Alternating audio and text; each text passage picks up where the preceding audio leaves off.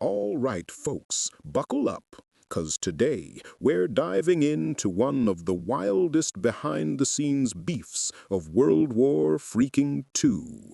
A clash not between nations, but between American top-dog commanders themselves. And the prize at stake? The fate of millions of soldiers and the entire damn Pacific War? Now, picture this. It's late 1944. The Allies are steamrolling the Nazis in Europe, and Japan is getting squeezed hard in the Pacific. But instead of everyone high-fiving and planning the final punch to Japan's jaw, we've got two legendary American generals staring at each other across the strategy table like poker players ready to flip the whole place. On one side, you've got General Douglas MacArthur, the flashy, pipe-smoking, return-to-the-Philippines hero who loved the spotlight, a man who could turn a marching parade into his personal Broadway show. And on the other, the quiet bulldog, a soldier's soldier, General Omar Bradley, the GI's general, calm, logical, and allergic to nonsense. Now, MacArthur had this bold plan: retake the Philippines, push north through Taiwan, then punch straight into the Japanese homeland. His whole vibe was, "I told you I'd be back, so move out of my way while I save the world." But Bradley and the Joint Chiefs, they weren't buying that show one bit. Bradley famously slammed MacArthur's idea as, quote, "wrong enemy, wrong place, wrong time," unquote. And that wasn't some cute disagreement. That was fighting words between two titans. Because while MacArthur saw glory and liberation, Bradley saw wasted lives, jungle meat grinders, and Japan's strongest armies lying in wait, ready to chew up American boys like tiger sharks on a feeding frenzy. And behind every handshake photo in Washington, there were arguments so heated you could toast a marshmallow over the table. All while President Roosevelt and the Pentagon had to decide, who the hell do we listen to? The loud legend who Americans adored? Or the quiet mastermind who knew Japan's real defenses like the back of his hand? So let's roll this tape back, dive into the crazy strategies, the egos, the politics, and the truth behind why Bradley fired that brutal shot, calling MacArthur's war plan the deadliest detour America could have taken. To really get why Bradley threw shade this hard, we gotta rewind to the freaking catastrophe of early 1942, when Japan rolled into the Pacific like a wrecking ball, and America was still rubbing sleep out of its eyes after Pearl Harbor. MacArthur was in the Philippines at that time, hyping up his battling bastards of Bataan, making big promises that help was coming, but reality slapped everyone as the U.S. Navy wasn't ready. Supplies were toast, and eventually MacArthur bailed out under presidential orders, leaving behind thousands of U.S. and Filipino troops who would suffer hell on earth in the Bataan Death March. That moment burned into MacArthur's soul like a damn brand, and from that day on, the Philippines weren't just a tactical point to him. It was his personal redemption arc, his Hollywood comeback story, like the guy who got sucker punched and demanded a rematch in the same alley. But here's the twist. While MacArthur was planning his dramatic return, over in Europe, Omar Bradley was building his rep the hard way, commanding hundreds of thousands of American troops in Operation Overlord, slugging through Normandy, the Hurtgen Forest, and the Battle of the Bulge, always focused on what would save the most American lives while still kicking enemy butt. And that mindset followed him to strategic meetings later. To Bradley, the war wasn't a movie moment, it was math. How many kids come home, versus how many don't. So when MacArthur strutted in with his plan to fight through the Philippines like it was his God-given destiny, Bradley took one look at the casualty estimates, the terrain that made Vietnam look like Disneyland, and the massive Japanese army dug in there, and said, "Hell no." Because while MacArthur was shouting, "I shall return," Bradley was thinking, "Bro, maybe we shouldn't return to the biggest nest of Japanese guns in the whole damn Pacific." And this right here is where that legendary phrase starts forming in Bradley's mind. Wrong enemy, wrong place, wrong time. Not because he didn't care about the Philippines, but because he believed there was a smarter, faster way to end the Pacific nightmare for everyone. So now we're sliding into 1944, when the U.S. Navy, especially Admiral Nimitz's Pacific Fleet, had turned into a freaking powerhouse, smashing Japanese strongholds island by island, hopping like a damn jackrabbit across the Pacific instead of slogging through every jungle hellhole.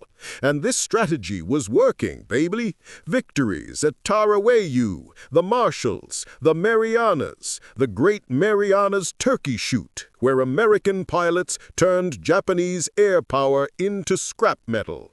And suddenly, U.S. bombers could reach Tokyo's front porch.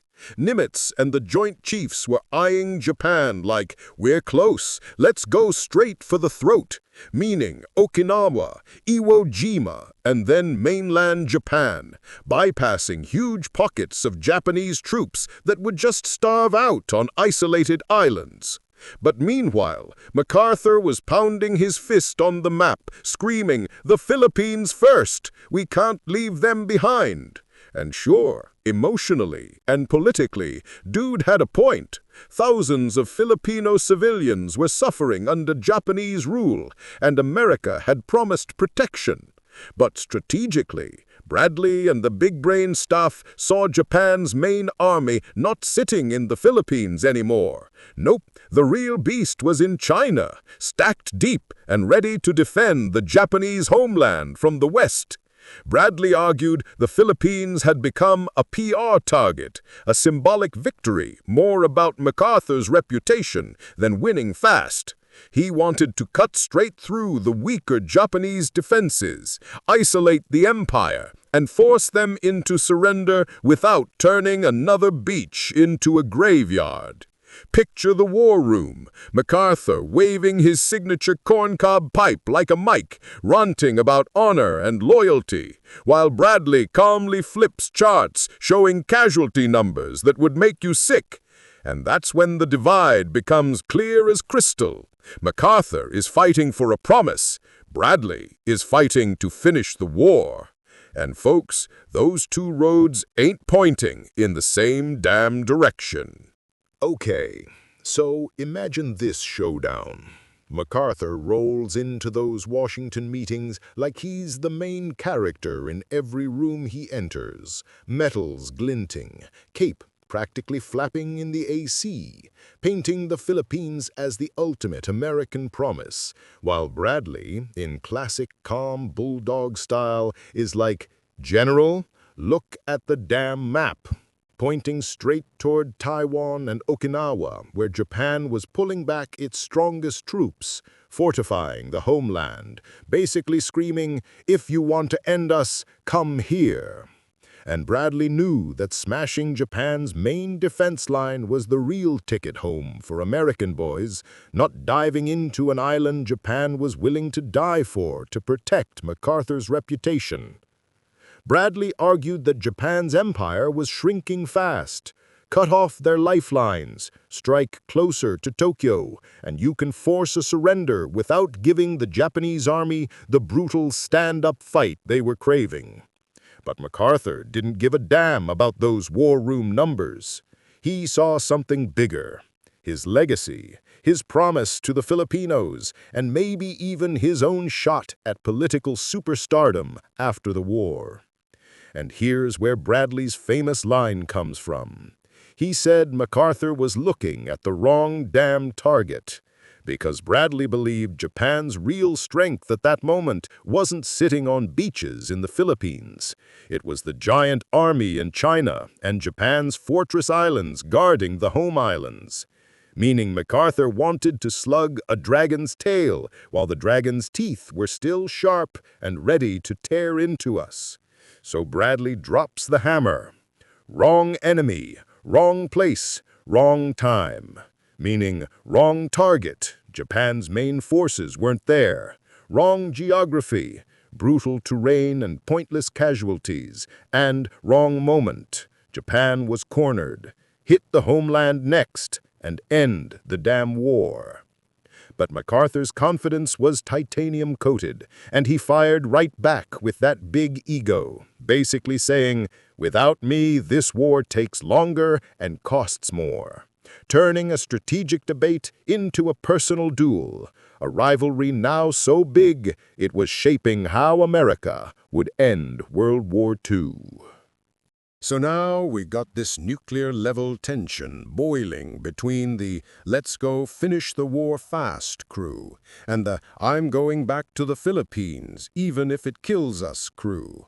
And smack in the middle of this tug-of-war sits President Franklin D. Roosevelt, a man who's juggling Europe, the Pacific, re-election, and a body that's falling apart, all while two of his biggest commanders basically shout, "Pick me," like kids at recess.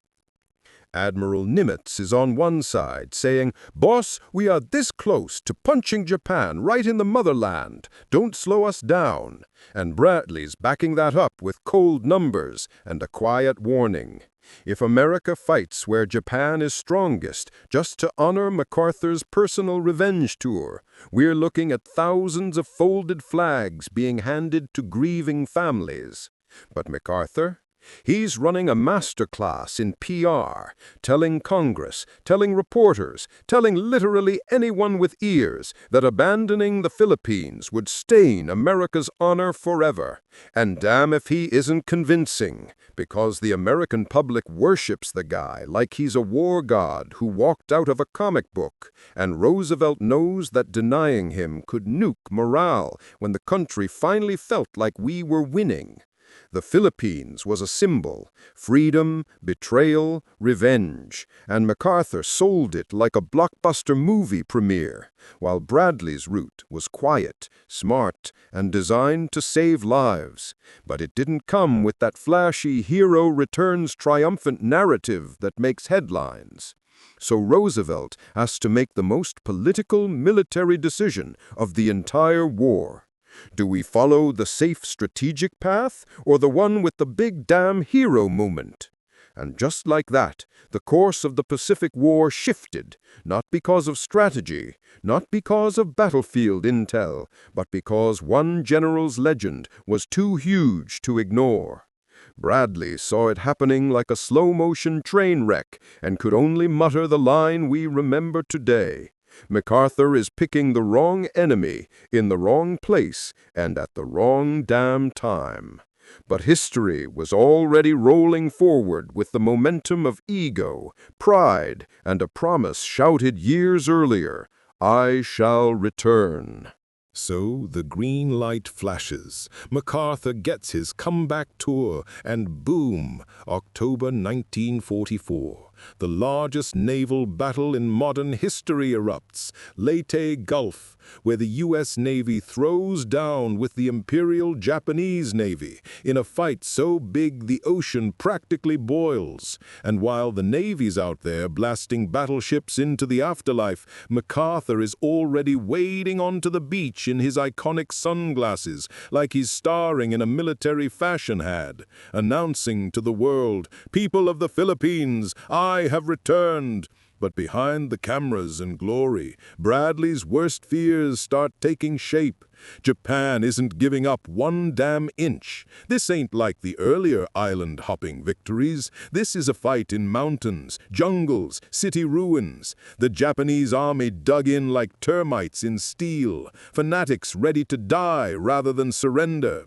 And every hill, every village becomes a blood-soaked nightmare. American GIs of battling snipers hiding in trees, civilians forced to shield Japanese troops, booby traps in every structure, and kamikaze pilots screaming out of the sky, the first time the US sees them in mass numbers, because the Japanese high command knows this is the moment to hurt America as much as possible.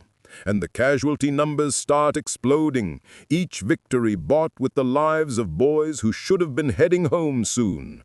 Bradley's chilling prediction unfolding step by painful step as U.S. troops fight for places most Americans couldn't even point to on a map. The pressure, the deaths, the months of savage fighting, it all begged the question, was this worth it? Bradley is back in the war rooms, staring at charts dripping with red ink where bodies should be, shaking his head in silence because the honorable mission to liberate the Philippines has turned into a brutal grinder of American strength. And yet MacArthur keeps pushing deeper, demanding more, always with that swagger like destiny is holding his hand, while Bradley's quiet whisper at every casualty report hits harder. Wrong enemy, wrong place, wrong damn time. In the end, even after the Philippines were liberated, and MacArthur stood there like he just conquered the universe, the war rolled on. Okinawa turned into a hurricane of death. Tokyo burned under firebombs, and it took 2 atomic blasts to finally make Japan tap out, proving Bradley's warning wasn't just talk, because by chasing the fight where Japan was strongest instead of cutting straight to the heart, America paid a heavier price in blood, time, and suffering than we maybe needed to. And when the war was over, the rivalry didn't die. Bradley stayed the soldier's protector, the quiet strategist who put lives first, while MacArthur kept swinging for glory until he finally pushed too far in Korea, disrespecting President Truman and getting fired on live frequent television, almost like history itself decided to write a brutal footnote. Charisma wins crowds, but cold, smart strategy wins wars. And that legendary line, wrong enemy, wrong place, wrong time, isn't just some sassy clapback. It's a reminder that the loudest voice ain't always the right one. And behind every big hero moment, there are thousands of young men who pay the cost when ego outranks logic. And that's the wild truth, folks. A war not just fought across oceans and islands, but inside strategy rooms where even American legends went head-to-head to decide the fate of millions. If you enjoyed this deep dive into the hidden drama of World War II, smack that like button. Drop a comment telling me which World War II story you want to hear next, and if you're new around here, hit that subscribe so you never miss another badass tale from the greatest generation. This is your history storytelling channel, and we've got a whole lot more coming. Until next time, stay curious, stay proud, and stay tuned.